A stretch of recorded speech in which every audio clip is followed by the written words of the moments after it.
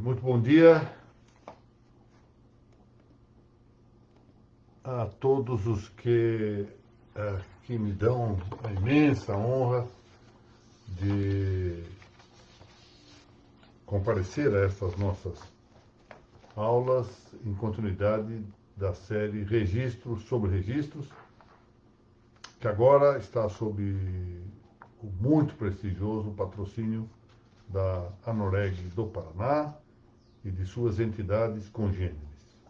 Eu agradeço e cumprimento na pessoa da doutora Mônica Dalla Vecchia, titular do cartório do Boqueirão, em Curitiba, e presidente da ANOREG do Paraná, o apoio que as várias entidades dos registros e das notas do Estado do Paraná, congregadas na ANOREG do Paraná, concedem a essa nossa realização, que já vai ingressando no seu 5º ano de atividade. Hoje nós vamos estudar de maneira particular o tema dos títulos referentes ao registro das servidões em geral. E versar aqui também o elemento de vizinhança entre os imóveis dominante e serviente. É preciso esclarecer que se trata aqui de nessa aula número 198, de uma incursão teórica um tanto incomum, é preciso que se diga, nessa matéria das servidões. Lá para trás, em aulas muito anteriores, eu fiz uma observação que penso seja caso de reiterar aqui. Se fosse o caso de nós simplesmente repetirmos o que vários e muito prestigiosos autores já disseram acerca do tema, isso já seria talvez relevante para as nossas atividades acadêmicas. Mas será que é só isso que nós temos de buscar? Ou seja, será que nós não podemos inovar um pouco, às vezes aprofundando um tantinho mais ou expandindo horizontalmente a doutrina? Ou seja, será que nós também não podemos, ainda que de modo conciso, sem grandes pretensões, fazer um pouco de doutrina, nós próprios? Ou seja, contribuir como eu tenho usado essa expressão metafórica, bastante metafórica, por sinal, com um pequeno tijolo, com um tijolinho na construção ou na reconstrução da doutrina registral imobiliária brasileira. Então, daí que eu peço um tanto de paciência àqueles que me escutam, em particular aqueles que têm uma grande experiência prática e que nem sempre pensam ser útil essas escavações do ponto de vista doutrinário. Ou seja, é evidente que essas nossas reuniões não têm caráter prático. Elas podem ser úteis e frequentemente são para a prática. Eu dou meu testemunho aqui, pessoal, que muita gente me consulta, amigos aí, alunos de boa parte do país, diga-se de passagem, me consulta sobre o que fazer em determinado caso, porque se vê envolvido numa questão que, embora exija uma solução, um remédio prático, demanda teoria. Então, eu peço que, já por esse aspecto, entendam esta direção fundamental das nossas atividades. Isso aqui é uma atividade acadêmica e não prático-prática. Não é um manual de instruções para como tocar um registro de imóveis. E, por outro lado, é preciso também paciência dos jovens estudantes que estão começando os primeiros passos nesta área do direito registral. Se nós queremos atraí-los para o estudo do direito registral e até para a atividade prática, os registros precisam desse público, precisam para si próprio, para a sua sustentação econômico-financeira, mas precisam, sobretudo, para cumprir suas funções institucionais, ou seja, resolver boa parte dos problemas jurídicos que podem ser resolvidos no ambiente do extrajudicial. Então, vamos aqui à nossa exposição de hoje. Nós, no nosso encontro anterior, cuidamos dos títulos suscetíveis de registro quanto às servidões de direito público, ou seja, as servidões administrativas. E agora o que nós vamos tratar, na exposição de hoje, é dos títulos que se destinam ao registro das outras servidões, ou seja, das servidões reais não submetidas à disciplina do direito público. Chamemos-las, podemos chamá-las assim, servidões privadas ou servidões civis, servidões de direito civil, etc. Mas, antes de continuar com esta incursão, eu queria acrescentar, porque isso também serve para as servidões civis. Mas como o caso a que eu me vou referir diz respeito a uma servidão administrativa, e é mais comum que ocorra isso por vício das cartas de sentença ou eventuais mandados expedidos para registro de servidão administrativa, é que eu estou dizendo aqui que vamos tratar novamente de um tema que interessa a servidão administrativa. Mas, ao fundo, interessa a ambas as formas de servidão, porque toca com a especialidade objetiva da servidão. Ou seja, a especialidade objetiva, ela é requisito para a inscrição de qualquer título, seja título oriundo da esfera judicial, da esfera administrativa, da esfera notarial, etc. E, portanto, diga respeito à servidão administrativa, diga respeito à servidão civil, a especialidade objetiva é exigência ou suposto de ambas, de todas, pois. E eu aqui vou tratar de um julgado do Conselho Superior da Magistratura de São Paulo, julgado de há mais ou menos 3 anos, que tratou exatamente de um tema referente à determinação objetiva, já nem, aqui é uma pequena distinção que se faz em matéria de especialidade, entre determinação e especialização, eu já vou dizer. E trata aqui do problema do lugar na servidão. Então vamos lá por partes. Em primeiro lugar, distinguindo determinação de especialidade. A doutrina brasileira não é muito prenhe em distinguir essas coisas. Em geral, tratam ambas as questões como se fossem a mesma coisa e por isso não extraem o fundamento adequado, muitas vezes, para a nulidade de certos registros.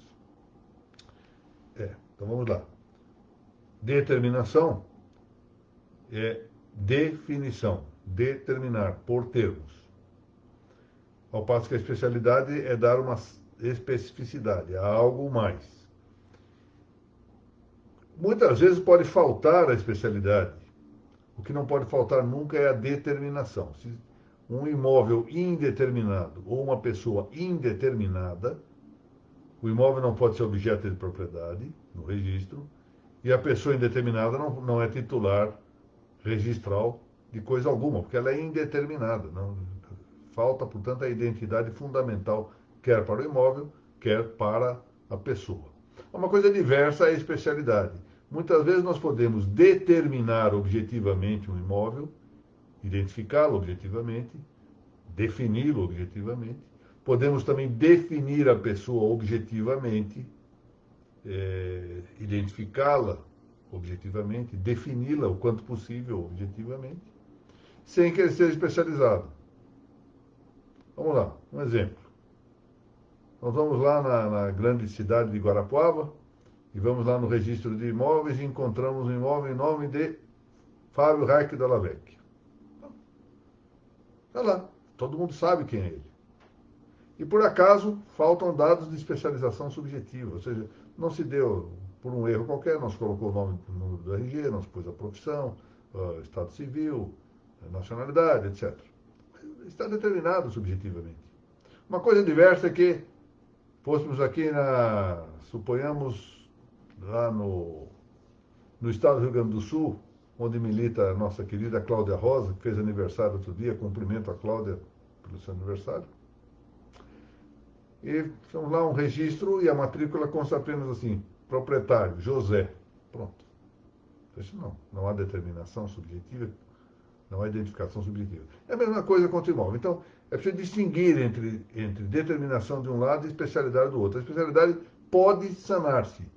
A determinação é muito raramente sanável. A prova para sanar a indeterminação subjetiva frequentemente não sequer admite a via judicial administrativa. Eu já tive aqui a ocasião de contar que havia prova suficiente e o juiz que julgou o caso entendeu bastante a solução. No caso aqui em São Paulo, em que a transcrição dava como proprietária do imóvel Dona Maria da Silva, ponto e basta, sem dar nenhuma outra indicação. E antigamente havia aquelas listas telefônicas em papel, as grandes, a nossa grande audiência aqui, tudo de gente jovem, nunca viu uma lista telefônica em papel. Passaram livros grossíssimos, e ali havia listas. Era por endereço, um verdadeiro indicador real, ou um indicador pessoal, ela com o nome. Sei lá, Silva, Maria. Centenas de páginas com gente chamada Maria da Silva. Então, vejam que há grande dificuldade, uma diferença importante entre determinação e especialidade. Por sua vez, a especialidade pode ser objetiva, pode ser subjetiva e pode ser do fato inscritível. E a objetiva, ela pode ser muito variada. Mas nós temos que considerar, é bastante considerar para o registro, três tipos de especialidade objetiva ou predial. Vejam que há mais hipóteses. Haveria, no fundo, nós consideramos alguma outra de vez em quando, mas esse é assunto que vamos deixar para outra hora.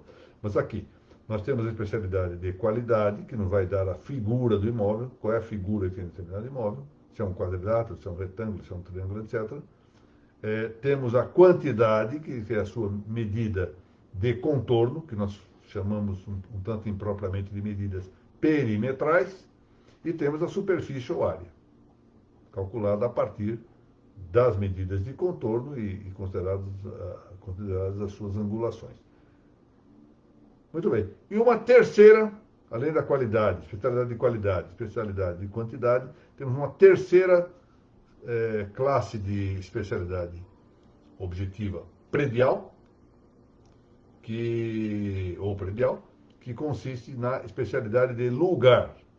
Nós precisamos saber qual é o lugar que está a coisa, está o imóvel.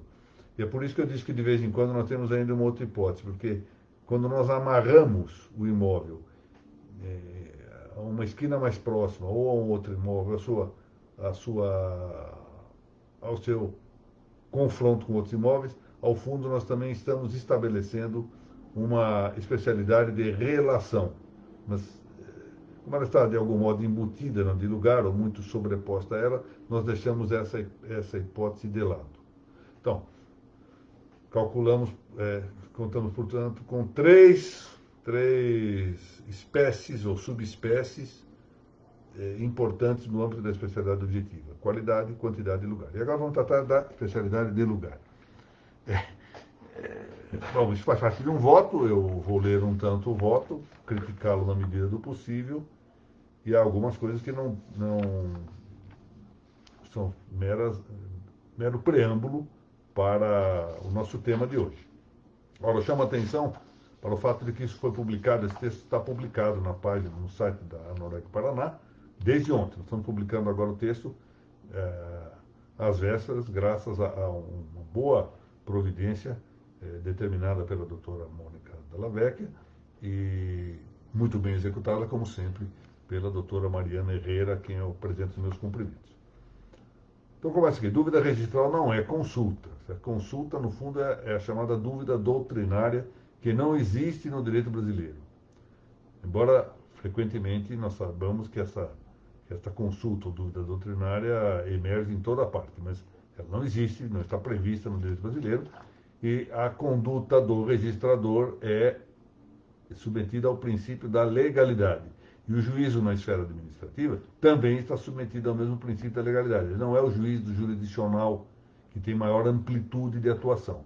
Aqui, o fato de não haver consulta na dúvida registral observância do princípio da legalidade. Eu quero lembrar que uma decisão expedida pela ministra Nancy Andrighi, do Conselho Nacional de Justiça, deixou isso muito claro. Se quer o Conselho Nacional de Justiça, deve conhecer de consulta. A dúvida é de senso em concreto acerca da inscrição imobiliária de uma causa jurídica ou título material que deve veicular por meio de um documento ou título em acepção formal. Muito bom. Por que razão? Bom, eu tenho um título, eu peço para registrá-lo, prenoto, e aí se houver a qualificação negativa, que erroneamente se tem chamado muitas vezes de desqualificação, está errado,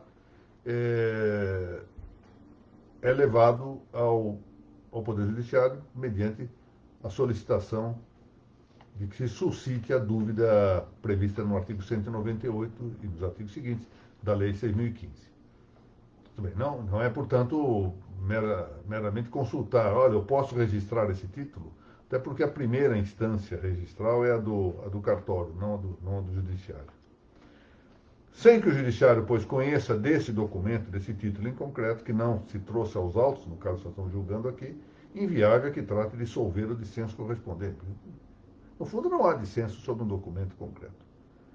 Para mais, agora já observando aqui a matéria que nos interessa, os senhores devem compreender que provavelmente o Conselho conheceu da dúvida, embora fosse consulta, contra o voto desse aqui que foi vencido nesta parte. Para mais, se isso já não bastasse, calha que não há referência aos lugares. Supõe-se a servidão cujo registro se persegue sem suficiente irresignação quanto ao ponto. E então trato aqui do que nos interessa mais de perto. Sublinhe-se neste passo a indicação do plural, lugares. Por que eu estou dizendo isso? Porque na linguagem comum, nós falamos de lugar sem prestar atenção como isto se distingue. Na nossa fala comum, nós falamos de lugar de maneira muito diversa. Por exemplo, lugar pode definir-se como uma parte do espaço, uma porção do espaço ocupada por um corpo. Mas como é que um corpo ocupa, estática ou dinamicamente, essa porção do espaço? Em primeiro lugar, um corpo pode estar num lugar. É o que nós chamamos de lugar UBI. UBI. Lugar UBI. O lugar UBI é, portanto, um lugar onde uma pessoa ou um dado corpo se encontra. Então, eu pergunto aqui para Laura Porto. UBI és, Laura. Ou seja, onde está Laura? Então, lugar UBI.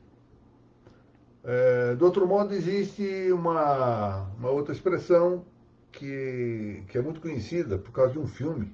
Muitos devem ter assistido o filme. Outros leram o famoso romance de um autor chamado Henryk, era um autor polonês. Sienkiewicz, pronúncia mais ou menos essa. Um livro do final do século XIX, que deu ensejo a um filme que depois foi regravado, um filme com Robert Taylor e a Deborah Kerr. E o Nero era uma personagem vivida pelo grande ator Peter Ustinov, e o filme chamava-se Quo Vadis. Quo Vadis. Então há um lugar quo. Qual é o lugar quo? É o lugar aonde. O lugar para onde vai alguém. Essa expressão Quo Vadis é tirada da Vulgata, ou seja, da tradução de São Jerônimo da Bíblia acerca numa passagem do Evangelho de São João. Para onde vais? Quo Vadis? Aonde vais? Então, lugar ubi, lugar quo. Temos também um lugar que se chama lugar unde. Lugar unde. U-N-D-E. O que é o lugar unde? É o lugar de onde vem alguém. Às vezes nos interessa perguntar. Unde venites? Ou seja, de onde vindes? Então é o lugar onde, de onde vem alguém. Já não é o lugar onde, é o lugar de onde. E, finalmente, um lugar que se chama lugar qua, que é o lugar pelo qual se passa. Imaginem o seguinte, hoje nós temos essa experiência interessante, né, com o Google Maps ou com outros aplicativos para condução no trânsito. Imagina, se nos perguntam, se não é por default que nos dão como ponto de partida onde estamos, nos perguntam de que lugar estamos querendo fazer o trajeto. Então, eu quero sair de tal lugar e ir para o outro lugar. Aí eles nos dão um caminho. Mas, na verdade, eles nos dão uma série de caminhos, conforme alguns critérios. Eu quero um critério que leva menos tempo, o mais longo, menos longo. São vários caminhos. Esse é o lugar qual, lugar pelo qual se deve passar ou pelo qual se passa. Eu me lembro aqui um episódio interessante. Eu estava numa cidade em Portugal, estava também com a família do desembargador Vicente Abreu Madei, estava lá como copiloto no automóvel, e nós íamos almoçar. Aí eu coloquei no Google Maps para me levar até o restaurante, fizemos 2, 3 vezes o percurso, chegávamos sempre no mesmo lugar, numa escadaria. Isso não é possível, que não há nenhum restaurante. Foi quando eu me dei conta de que por a minha conhecida habilidade em matéria de informática, etc., não havia alterado o critério. Aquilo era critério para quem ia a pé para o restaurante. Aí subia a escadaria e chegava no restaurante. Para quem ia de automóvel, era um diverso lugar qua, ou seja, um diverso caminho. Então nós temos essas 4 características. E ainda haveria uma possibilidade de distinguir um quinto lugar, que é o chamado lugar usque, ou lugar tenus, que é o lugar desde onde ou até onde. Mas, no fundo, essa ideia do lugar usque e o lugar tenus é uma aglomeração do lugar qua com o lugar quo. Então, vamos lá. Veja que isso interessa ao registro. É isso que eu estou querendo mostrar, que nós temos uma riqueza imensa conceitual a explorar, se nós bem observamos o registro. O problema é que nós frequentemente ficamos baseados apenas num texto de lei, é fácil fazer, e deixamos que essa doutrina não progrida como pode. E, sobretudo, não progrida na mão de quem mais tem condições de fazer progredir a doutrina, que são aqueles que conhecem a matéria. Estão lá no dia a dia, fazendo a prática do registro. Muito bem, então vamos lá. São 4 os possíveis lugares referenciáveis a uma servidão. É o que nós estamos tratando. Lugar ubi, lugar unde, lugar quo e lugar qua. Tal se diz em outra parte, aqui eu coloco entre aspas esse trecho, é avistável a muito maior importância teórica e prática que se deve reconhecer ao tema do lugar ubi no regime de imóveis. Mas ainda que redutíveis à sindicância do lugar ubi, ou seja, a investigação do lugar ubi, o lugar onde, as demais apontadas espécies correspondem algumas vezes a indagações rotineiras na praxis registral. Aí eu digo, lugar ubi define-se a parcela do espaço onde está um dado corpo. Trata-se, pois, do objeto de conceito ou conteúdo, daquilo que se busca saber ou que se responde em face do advérbio onde. Ubi servitum est, ou seja, onde está a servidão. Servitum não, servicium est. Ubi servicium est. Lugar unde é a fração do espaço de onde, de mais onde, provém algo, de onde procede, de onde resulta, de onde parte, ou começa, etc. Unde servicium incipit, onde começa a servidão, de onde ela parte. Se todavia, prossegue aqui esse voto, que é do Conselho Superior da Magistratura de São Paulo, como eu disse, postamos-nos no ponto em que começa o traçado físico de uma dada servidão, lá no começo, onde ela começa. Podemos ainda indagar, aonde vai essa servidão de passagem? Quo it servicium? Onde vai? Para onde ela está indo? E agora de que tratamos é o do lugar quo, vale dizer a parte de espaço aonde ou para onde se dirige, orienta ou ordena um corpo. Todavia, por fim, interessa saber por onde passa em dado imóvel a servidão que o afete. Isso é importantíssimo. Este por onde corresponde ao conteúdo de um lugar qua. Quer dizer, a parcela de um espaço por onde passa um determinado corpo. Se uma estrada corta um imóvel rural, tem-se de saber por onde, qua, passa essa estrada. Se uma servidão de passagem atinge um prédio, temos de aferir por onde ela passa. Quase sempre se reduz ao locus ubi, mas são lugares categoriais distintos.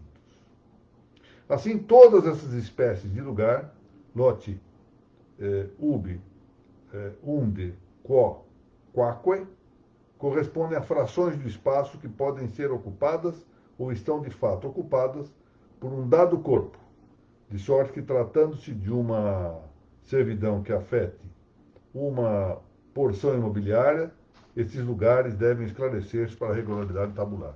Notem, portanto, que o que se pensa ser um ato fácil de praticar no registro, ou seja, registrar uma servidão, apresenta essas características. Ao registrador cabe efetivamente se indicar todos os lugares, todos esses 4 lugares que correspondem a uma servidão para que ela se inscreva.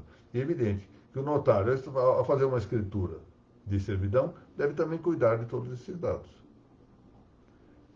É provável que a maior parte das vezes cuidem disto.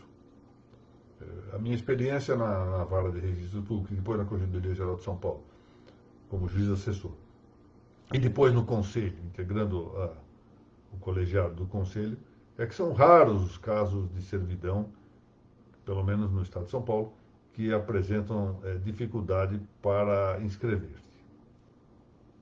Mas isso se dá quase sempre porque faz-se mais ou menos de maneira formulária aquilo que se julga ter de fazer. Agora, claro que se nós temos uma possibilidade de uma observação crítica melhor, o resultado final há de ser também tendencialmente superior. Esclareço que essa história de declaração posse disceptationem, de voto de vencedor, significa dizer que a declaração foi feita depois da discussão, não foi nem antes nem durante ela. Esperou-se a elaboração do voto vencedor, do voto condutor do acórdão, e depois se fez essa declaração. Muito bem. Passamos então agora mais diretamente ao tema da constituição de servidões. Quais títulos que amparam essa possibilidade? Bom, esses títulos podem ser inter vivos e mortis causa.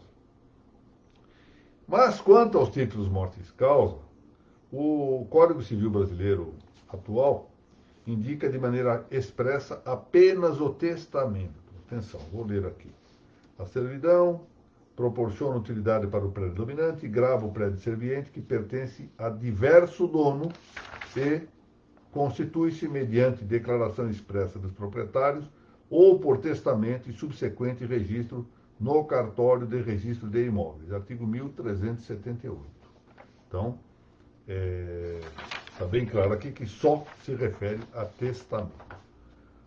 Em comentário ao artigo 697 do Código Civil anterior, o grande Cláudio Bevilacqua, e eu aproveito para dizer isto, tanta gente nova que participa aqui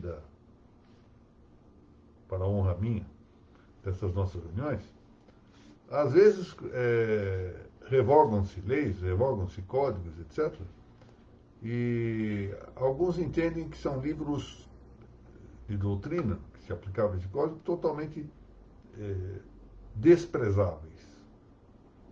Podemos menosprezar porque a lei foi alterada. Isso não é assim. Isso não é assim. É claro que há livros que efetivamente, aqueles que são estritamente nominalistas, estritamente positivistas, fortemente dogmáticos, espartilhados pelo texto de lei, esses livros poderão servir depois muito escassamente e, portanto, alguns podem efetivamente dispensar-lhes da leitura. Mas boa parte da doutrina mais sólida, constituída à luz de códigos e de leis anteriores, mantém a sua vigência e revela uma importância imensa. Até para compreender, em dados casos, a continuação histórica, o caráter de continuidade das legislações. Assim, no direito civil, obras como do Conselheiro Lafayette, do Cláudio Bevilacqua, que eu acabo de mencionar, Carvalho Santos, Pontes de Miranda, Paulo de Lacerda, vai por aí afora. Estou citando alguns nomes.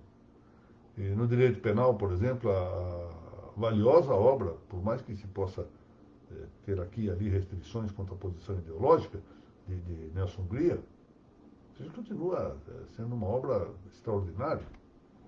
Então, isso justifica muito que nós tenhamos a possibilidade de considerar de perto o pensamento de Cláudio Bevilacqua, produzido ao tempo do Código de 1916, o grande Código Civil brasileiro, este sim, grande código, que foi de 1916.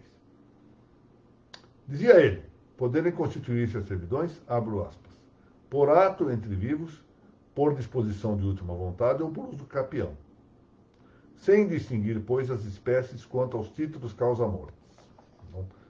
Simplesmente dizia, disposição de última vontade. Certo que os artigos 695 e seguintes do Código de 16 não previram, aí depois vamos ter que mudar o verbo aí para não previram explicitamente quais títulos poderiam instituir a servidão. Carvalho Santos, e ainda antes dele o conselheiro Lafayette, eu acabo de mencionar os dois, referiram-se, no entanto, ao testamento, sem mencionar o codicilo, quanto à instituição mortis causa das servidões, e parece mesmo de entender que, com a menção expressa de testamento como título institutivo da servidão, o nosso Código atual, o Código 2002, excluiu semelhante possibilidade para o codicilo. Carlos Roberto Gonçalves, a propósito, apontou expressamente a circunstância do novo Código referir o testamento, mas não o codicilo.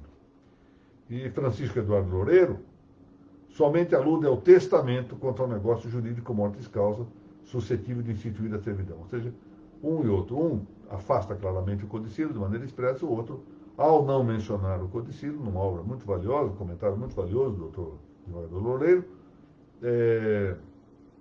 acabam um e outro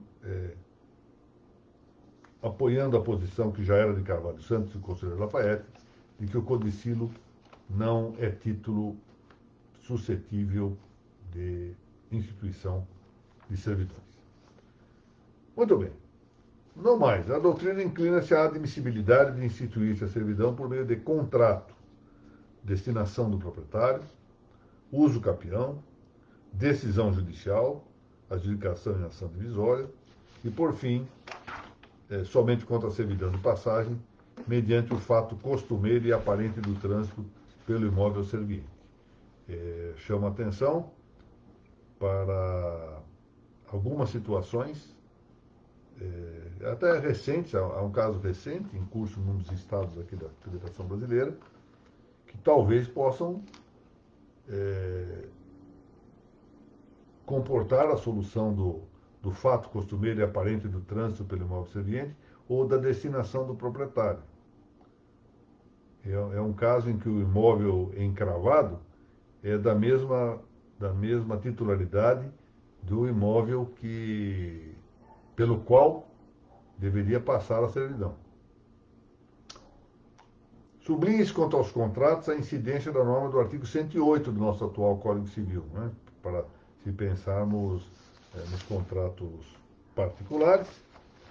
A lei diz no artigo 108, não dispondo a lei em contrário à escritura pública, é essencial a validade dos negócios jurídicos que visem a constituição, transferência, modificação ou renúncia de direitos reais sobre imóveis de valor superior a 30 vezes o maior salário mínimo vigente no país. Essa norma é sábia, mas temos em conta que, em rigor, o melhor seria que todos os títulos suscetíveis de ingresso no registro de imóveis fossem de origem pública, designadamente os títulos deveriam provir do notariado. Dada a maior experiência do notariado, a sua competência estendida, no caso brasileiro, a sua probidade intelectual frequente, isso favoreceria muitíssimo ao registro. A experiência estatística, é verdade que faz alguns anos, na vara de registro, é no sentido, aqui de São Paulo, era no sentido de que praticamente metade dos problemas que levavam à citação de dúvida provinham do documento particular, do instrumento particular. Do restante, a outra metade, pode-se dizer que 2/3 eram dos títulos judiciais e só um pequeno resíduo que vinha das escrituras notariais. Porque também, de outra parte, nos erros cometidos pelas escrituras, nas escrituras notariais, era mais censurável, de algum modo, que esses erros ocorressem, exatamente pela maior expectativa que se deve ter da probidade profissional do notário. Talvez se possa dizer o mesmo dos títulos judiciais, né? Quanto à destinação do imóvel pelo proprietário, título a que Cláudio Vilaca negava potencialidade para a constituição das servidões, caracteriza-se com o estabelecimento de fato de serventia visível de um prédio em favor de outro, ou de uma parte de maior terreno em benefício de outra parte, seguindo-se a alienação de um deles, ou de uma dessas partes. Ou seja, faz-se e logo em seguida se aliena. Essa é a destinação. Agora, é duvidoso que se possa admitir ou não, isso é discutível, como vemos, Cláudio Vilaco negava esta hipótese que, em todo caso, pode admitir-se no direito brasileiro, segundo o Código vigente. Ou pelo menos, digamos, pode admitir-se por não presente, isso é discutível, como vamos ver agora. Por omisso o Código. Silente o Código a propósito dessa instituição pelo destino do imóvel pelo proprietário, observou Carlos Roberto Gonçalves que a jurisprudência pretoriana a tem admitindo, exigindo, contudo, que a alienação não exclua, aí eu preciso ter uma caneta sempre à mão. É impressionante que lê-se o texto e vira e mexe aparece algum equívoco. Exigindo, contudo, que a alienação não exclua expressamente a servidão e que esta seja aparente, ou seja, não pode ser uma servidão não aparente.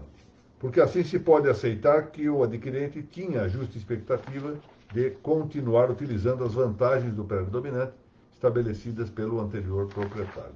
Essa é a doutrina de Carlos Roberto Gonçalves. Cláudio Bevilacqua deixara dito, ao tempo do Código Civil de 16, não ser essencial nas servidões que os prédios dominante e serviente guardassem entre si contiguidade. Atenção para isso, porque nós aprendemos, é preciso haver vizinhança, um entorno geográfico de vizinhança, de aproximação, acercamento. Mas o problema é saber se há necessidade de contiguidade. Devem ser vizinhos, isso é certo. Mas o conceito de vizinhança não implica o de contiguidade. Vizinhança é proximidade, aproximação, acercamento, que na hipótese da servidão verifica-se pela efetividade da utilidade da serventia de um prédio a outro. Essa distinção encontrava-se também no direito romano. Aliás, a propósito, quero dar uma notícia aqui, antes de prosseguir, uma notícia que enche de júbilo a todos nós. Graças à excelência de sempre do trabalho muito competente do magistrado brasileiro Josué Modesto Passos, que aliás é da nossa área de registro, para honra nossa, acaba de produzir-se um livro excelente sobre princípios do direito romano, que foi ele quem traduziu. É um livro alemão, nós não tínhamos tradução no Brasil, ele se dedicou a traduzi-lo e acaba de publicar-se, deve lançar-se pela Amazon em um tempo bastante breve. Eu quero publicamente parabenizar aqui o meu amigo Josué Modesto Passos por esta produção que fala muito bem para a doutrina brasileira, em particular para aqueles que gostam do direito romano ou que percebem a sua importância. Né? Mas muito bem, voltamos aqui. No direito romano também se distinguia entre contiguidade e vizinhança. Álvaro Dors, como sabem, foi um dos maiores romanistas contemporâneos. Depois de ensinar que a vecindade era fundamental para a efetiva relação de uso direto de um prédio com outro, acrescentou que nem sempre se requeria, entretanto, que os imóveis fossem estritamente contíguos. O que é estritamente contíguo? Um ao lado do outro, efetivamente confinados. Assim, confinados, ou seja, os fins são concomitantes geograficamente. Confim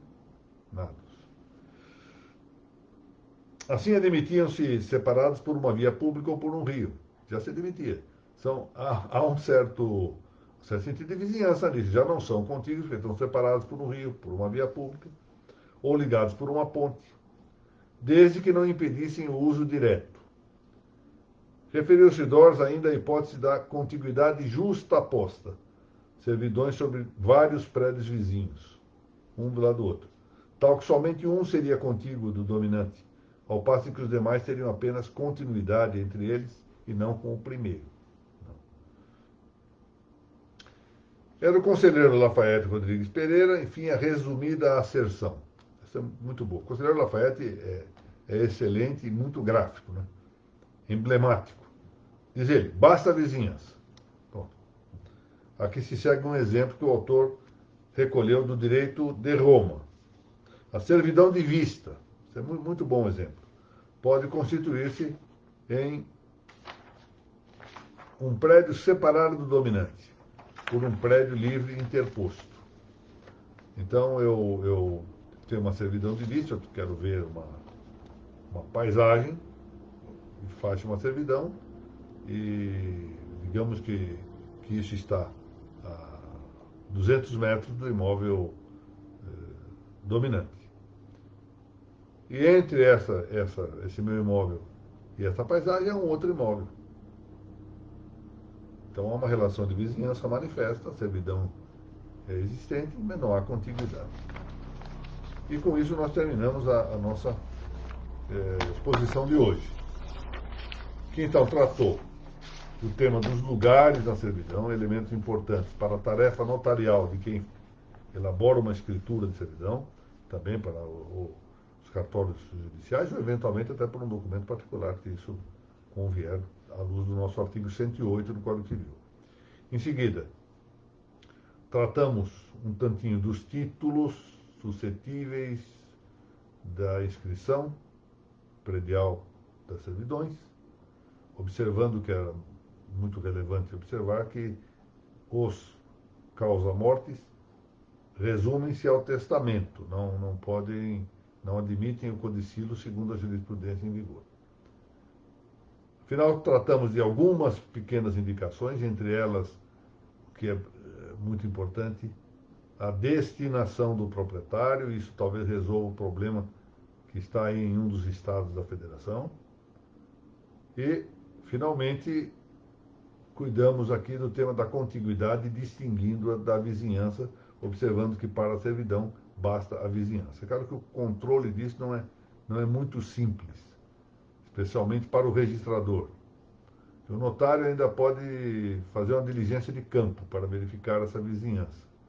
O registrador não tem esse elemento, não pode fazer essa diligência de campo. Deve decidir secundum tabulam, ou seja, segundo o que consta do registro. Muito bem. Vamos lá, então. Dona Mônica, já tive a ocasião de agradecer e saudar, devo muitíssimo a essa tabeliando, cartório do Boqueirão, de Curitiba e presidente da NOREG, a hospitalidade que me dá e ao prestígio que me concede em poder ocupar esta página valiosa dos registradores e notários do Paraná. Doutora Laura Porto, também já tive a oportunidade de saudar. Muito bom dia, Laura. Bom dia, doutor Matheus Santos. Eliette, estimada amiga, grande magistrada aqui em São Paulo, no estado de São Paulo. Doutora Rodrigues Nina, minha antiga aluna, foi minha aluna, lembra-me disso, lá na Ribeirão Preto havia um curso do qual participou o não menos amigo tabelião Biratã Pereira Guimarães. Isso em Nilo Tempo, eu era jovem ainda. Muito bem. Doutora Aline Miranda, grande magistrada de São Paulo, agora na vara da Fazenda Pública, mas que possui uma boa passagem pela área dos registros públicos e seguramente haverá de voltar para lá oportunamente. Doutora Cláudia Rosa, a quem já tive a ocasião de saudar, uma saudação também ao Felipe. Doutor Ricardo Cunha, bom dia. Doutora Marilena Teixeira de Freitas Paula. Teixeira de Freitas é um nome valiosíssimo, grande jurista brasileiro, cuja consolidação deu ensejo ao Código argentino, de Velho Sárcio. Há uma história, eu não sei se a doutora Marilena é parente do grande Augusto Teixeira de Freitas ou não. Há uma história que me foi contada que, em virtude de o governo brasileiro ter recusado o trabalho de Teixeira de Freitas, ele terminou por sofrer uma depressão tamanha, uma depressão tão aguda, que teria afetado as suas condições intelectuais costumeiras. Não sei se isso é verdade, nunca estudei de perto a biografia de Teixeira de Freitas, mas me foi narrado, noticiado isso há umas 3 décadas, por uma grande autoridade intelectual e histórica aqui de São Paulo. Doutor Eduardo Amadei, muito bom dia. Doutora Aline, muito obrigado. Excessivo, mas muito obrigado. Fernanda Vale, como vai, Fernanda? Fernanda é coautora do livro Uso Capião, que foi lançado recentemente pela Lepanto e que está ainda está em processo de venda pela Lepanto. Nesse período de pandemia, as vendas são meio vagarosas, né? Normal, mas é um livro muito interessante. Foram, acho que 16 autores, 16 coautores, gente que se dedicou muito bem, como a Fernanda, por exemplo, e eu tive a ocasião de coordenar, honrou-me o desembargador Fábio com um prólogo, na verdade um prefácio magnífico. Eu fiz um pequeno prólogo e organizei o trabalho. Acho que realmente foi muito interessante. Serve muito para aqueles que têm que agora lidar com o tema do processo extrajudicial do campeão, tanto notários quanto registradores, mas também advogados e juízes. Dr. Valdecir Castiglione, estimado amigo, saudade das nossas reuniões presenciais, agradeço muito sua presença. Doutora Mariana Martins, presidente da Aripar, presença muito simpática aqui entre nós, eu agradeço muito. Dr. Fábio, novamente cumprimento. Dr. Rogério Tobias, eminente amigo e tabelião do Jaú. Dr. Fábio Hildebrand. Doutora Mariana Carvalho.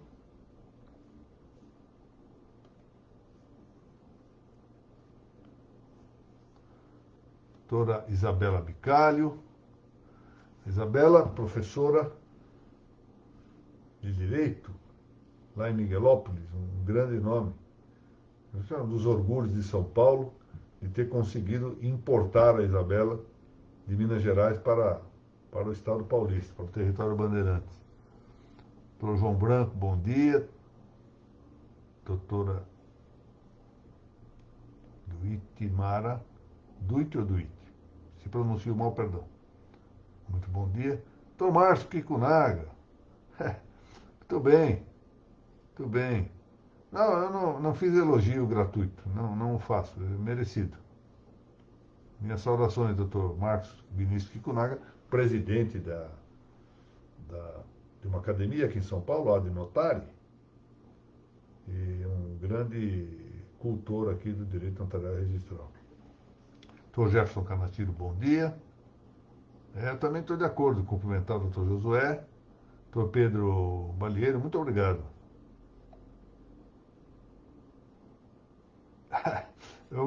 Doutor Anderson Christian, eu agradeço, cumprimento, muito obrigado.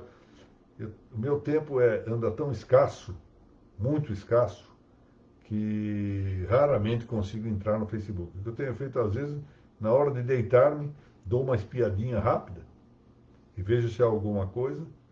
E ainda quando eu posto, eu posso sem sequer entrar lá, apenas posto algumas coisas aí sobre... Eu estou me virando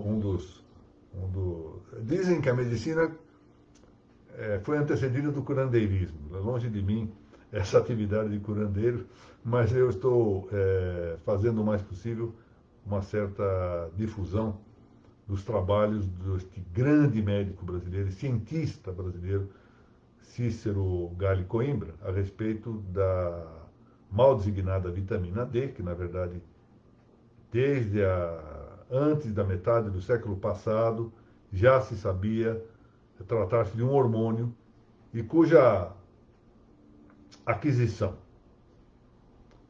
seja pelo meio da exposição solar em condições adequadas, seja pela suplementação em valor razoável, que quase sempre não é administrada na prática médica habitual, volto a dizer, cuja ingestão adequada, ou absorção adequada, melhor falar assim, poderia levar a configurar a imunidade natural que impediria, porque de acordo com já são milhares e milhares, para não dizer milhões de estudos acerca desse hormônio D, poderia levar a realizar as suas mais de 80 funções favoráveis no organismo, até mesmo funções anticancerígenas importantes, já confirmadas em diferentes e muitos estudos.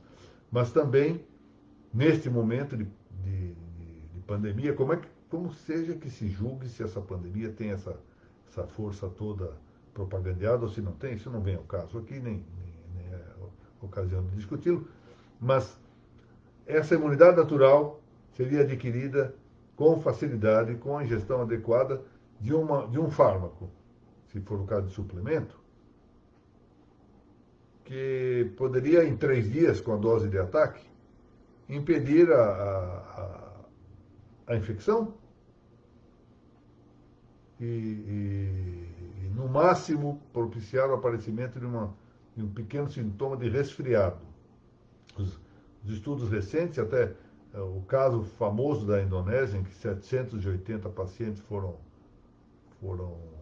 avaliados e se chegou a conclusões importantíssimas sobre o papel da mal designada vitamina D. Pois então o que eu tenho feito lá no Facebook é isso. A minha parte de justa retribuição, eu nem conheço pessoalmente o Dr. Cícero Galli, mas justa retribuição ao que este cientista tem feito pelo bem do Brasil e da humanidade, um dos 5 maiores nomes de cientistas acerca do hormônio D, da mal designada vitamina D. Então eu não entro lá.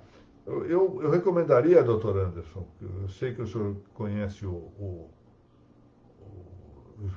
querido amigo João Pedro lá na Paiva, que ou a ele ou a doutora Mônica, que fica, portanto, publicamente autorizada a isso, entrando em contato com os dois, descobrisse lá o número do meu telefone e mandasse esse seu questionamento por WhatsApp. Se eu souber responder, respondo. Se eu não souber, direi com honestidade que não sei. Mas muito obrigado. Isabela, não é gentileza, volto a dizer. Ah, muito bem, doutora. Continuamos jovens, como se diz, speak for ourselves. Senhores, novamente obrigado, agradeço a Noreg do Paraná. Estamos vendo que reuniões do registro sobre registro também são ocasiões para a nossa diversão um pouco. E que amanhã, sendo possível, voltem aqui ao canal, esta página da Noreg do Paraná, para a continuação do nosso curso sobre de claves notariais.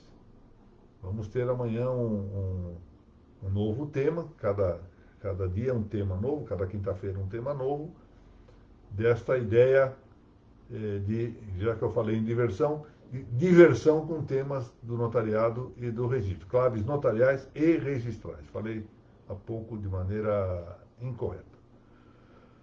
Muito obrigado, então. Peço, portanto, àqueles que puderem comparecer amanhã aqui a esse nosso canal, que estejam aqui para a minha satisfação. Muito obrigado. Agradeço mais uma vez a Noreg Paraná, na pessoa de sua presidente, a doutora Mônica Dalla Vecchia, e de todos os presidentes e juntas diretivas das entidades que se congregam nessa importante entidade paranaense. Muito obrigado.